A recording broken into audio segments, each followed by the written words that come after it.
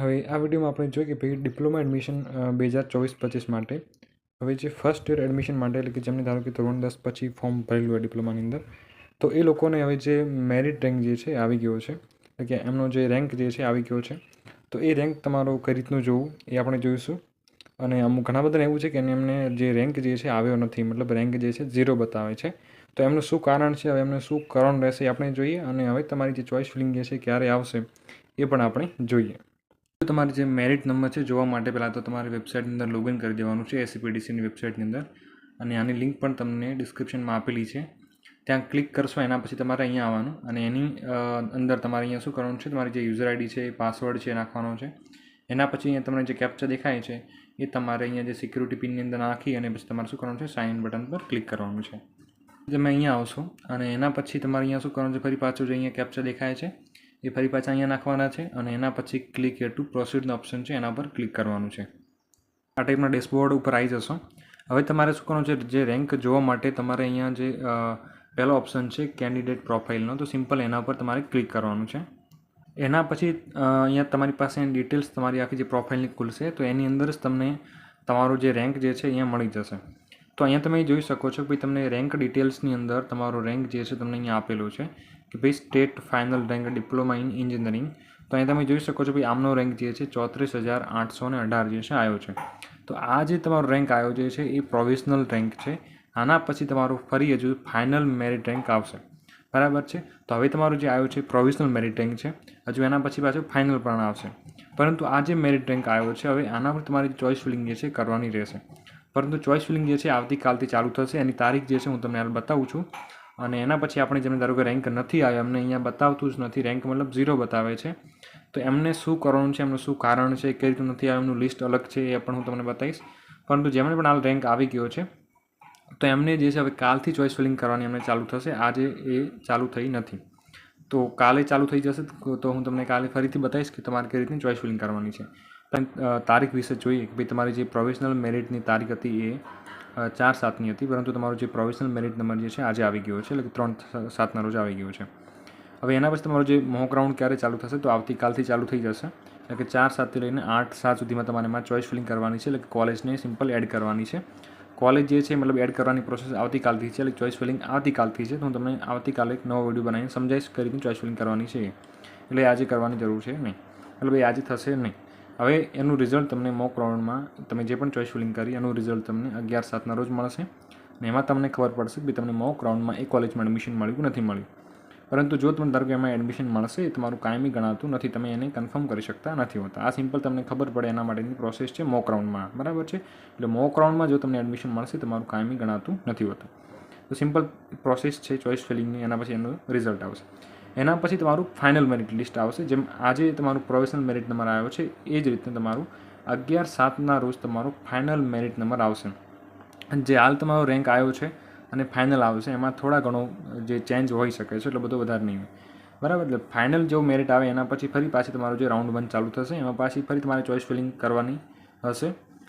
એની તારીખ શું રહેશે, 12/7થી લઈને 15/7 સુધીમાં તમે એમાં ચોઇસ ફિલિંગ કરી શકશો. અને એનું રિઝલ્ટ તમને 19/7ના રોજ મળશે.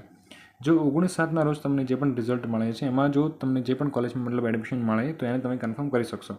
પરંતુ જે મોક રાઉન્ડમાં જે 11/7ના રોજ રિઝલ્ટ આવશે મોક રાઉન્ડનું, એમાં જો તમને એડમિશન મળશે એને તમે મતલબ કન્ફર્મ કરી શકતા નથી, બરાબર છે. તો સિમ્પલ તમારે હવે આવતીકાલથી મોક રાઉન્ડ માટેની ચોઇસ ફિલિંગ કરવાની છે. હું તમને એનો આવતીકાલે અલગથી વિડીયોમાં સમજાવીશ કઈ રીતે તમારે ચોઇસ ફિલિંગ કરવાની છે એ, બરાબર છે. એટલે આમાં કંઈ અલગ મતલબ એટલું બધું કંઈ હાર્ડ નથી કે તમને ના આવડે, એવું સિમ્પલ પ્રોસેસ છે. હું તમને આવતીકાલે એનું સમજાવીશ કઈ રીતની કોલેજમાં એડ કરવાની છે. અને પછી મોક રાઉન્ડનું રિઝલ્ટ પણ તમને 11/7ના રોજ મળી જશે.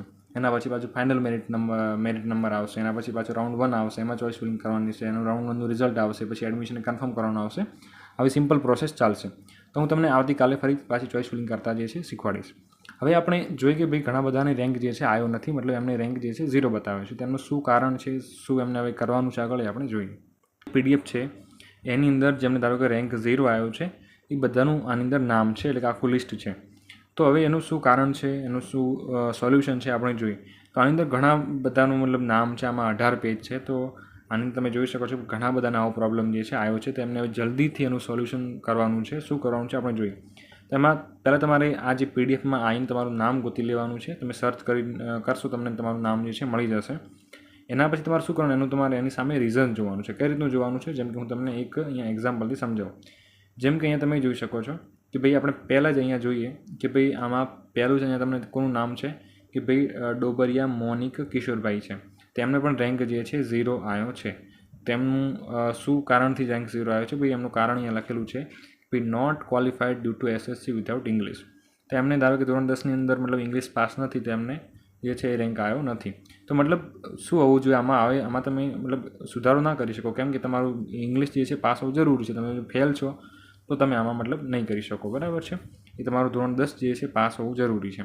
એના પછી અહીંયા તમે બીજું જે કારણ જે છે, આમને પણ રેન્ક 0 આવ્યો છે, એમનું શું કારણ છે, ડુપ્લિકેટ રજિસ્ટ્રેશન. તો ડુપ્લિકેટ રજિસ્ટ્રેશન જો તમારું રીઝન આવે છે તો તમે મતલબ એની અંદર કાં તો તમે કંઈક ભૂલ કરી છે, એટલે કે તમે જો ધારો કે ધોરણ 10 પાસ નથી, અથવા તો તમે જે માન્ય બોર્ડ નથી, અથવા તમે જે પણ ડોક્યુમેન્ટ્સ જરૂરી જે છે એટલા તમે જો અપલોડ ના કર્યા હોય તો પણ તમારું ડુપ્લિકેટ રજિસ્ટ્રેશન જે આવી શકે છે, બરાબર.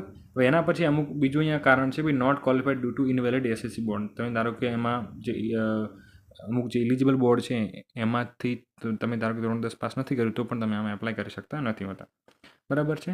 ધારો કે આની અંદર જે છે ભાઈ rank 0 due to SSC all attempts marksheet not uploaded. તો આમાં આનું એક સોલ્યુશન છે.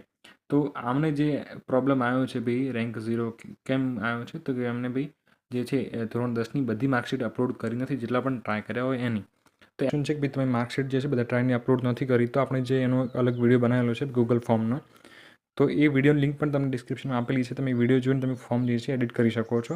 તો ફોર્મ જે છે ગૂગલ ફોર્મ જલ્દી તમે ભરી દેજો. આની સાથે તમારે બધા જે પણ ડોક્યુમેન્ટ્સ હોય, જેમ કે અહીંયા તમારે જે માર્કશીટનો જે પ્રોબ્લેમ આવ્યો છે, બધી માર્કશીટ નથી અપલોડ કરી, તો તમે આમાં બધી પીડીએફ જે છે તમારે અપલોડ કરી દેવાની છે. મતલબ જે છે ધોરણ 10ની તમારે માર્કશીટની એક જ પીડીએફ બનાવીને એમાં તમે અપલોડ કરી દેવાની, એટલે તમે એ સુધારો જે છે થઈ જશે, બરાબર. ધારો કે પછી એના પછી એવું પણ અહીંયા કારણ છે કે ભાઈ તમારે જે પણ તમે માર્કશીટ અપલોડ કરી છે એ રીડેબલ નથી, એટલે કે વાંચી શકે આવી નથી, એટલે તમારે ફરી પાછો ક્લિયર ફોટો લઈને એમાં તમારે ફરી પાછી અપલોડ કરવાની રહેશે. તો તમે જે પણ ધારો કે આમાં કારણ જે છે, આમાં જો ડુપ્લિકેટ રજિસ્ટ્રેશન છે, પછી તમે ધારો કે એ જે છે એ મતલબ ઇલિજિબલ બોર્ડમાંથી પાસ નથી કરેલું ધોરણ 10, તો પણ તમે આમાં સુધારો એમાં નહીં કરી શકો. પરંતુ જેટલા તમે સુધારા જે છે ગૂગલ ફોર્મમાં મેં એમાં સમજાયેલા છે, એટલા સુધારામાંથી જો તમારો અહીંયા ભૂલ જે છે એમાંથી જો એટલા હોય તો તમે એમાંથી સુધારો કરી શકો છો.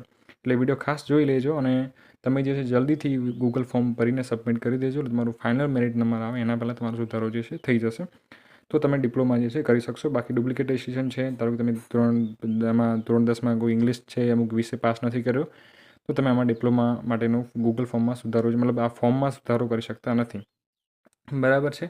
તો જે છે ધારો કે નામ જે મિસમેચ હોય તો પણ તમે નામ પણ સુધારી શકો છો. તો ઘણા બધા સુધારા તમે ગૂગલ ફોર્મથી કરી શકશો, બરાબર છે. એટલે એક જ સોલ્યુશન છે, ગૂગલ ફોર્મ ભરો જલ્દીથી અને એમાં તમારો સુધારો જે છે થઈ જશે, જો સુધારો થવા યોગ્ય હશે તો, બરાબર છે. એમાં મેં સમજાવ્યું છે કે કઈ સુધારા એમાં થઈ શકે છે, બરાબર. તો આઈ હોપ કે તમને ખબર પડી જશે. અને વોટ્સએપમાં તમે જોડાઈ શકો છો વોટ્સએપ ગ્રુપની અંદર, અને યુટ્યુબ ચેનલને પણ સબસ્ક્રાઈબ ખાસ કરી લેજો, જેથી તમને અપડેટ જે છે મળતી રહેશે. તો ચલો મળે નેક્સ્ટ વિડીયોમાં. ત્યાં સુધી જય હિન્દ, જય ભારત.